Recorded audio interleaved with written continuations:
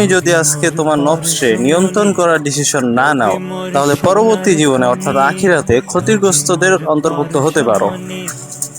নফসে কেন নিয়ন্ত্রণ করতে হবে একটু বুঝো।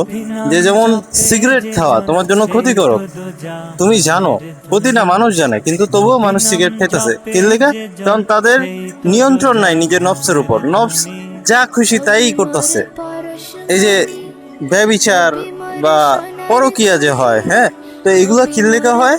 কারণ মানুষের সুযোগ আছে করার, তো তারা করতেছে। এমন না যে ব্যভিচার না করলে মানুষ না খায় মরে যাবো, ওইরকম কিছু না। মেইনলি নফস নিয়ন্ত্রণের বাহিরে চলে যায়, যেই কারণে দেখা যেতেছে মানুষ যা খুশি তাই করে, যেটাই সুযোগ পায় ওইটাই করে। তো এই কারণে মুসলিমদেরকে সিয়াম সাধনা পালন করার যে ট্রেনিং ওইটা দেওয়া হয়। তো তুমিও তোমার লাইফে সিয়াম সাধনা পালন করো। যেমন যে কোনো একটা কিছু খাইতে ইচ্ছে করতেছে, মনে করো রাস্তা দিয়ে যেতেছো, কাচ্চি খেতে ইচ্ছে করতে, তুমি কাচ্চি খাইলা না, তুমি তোমার পকেটে টাকা আছে, তোমার সুযোগ আছে, হ্যাঁ, বাট তুমি খাইলা না। তো এই যে রমজান মাসেও তো আমরা এই একই কাজ করি আলহামদুলিল্লাহ, যে আমাদের খাবার খাওয়ার সুযোগ আছে, কেউ আমাদেরকে বাধা দেওয়ার নাই, হ্যাঁ, কিন্তু তবু আমরা খাইতাছি না।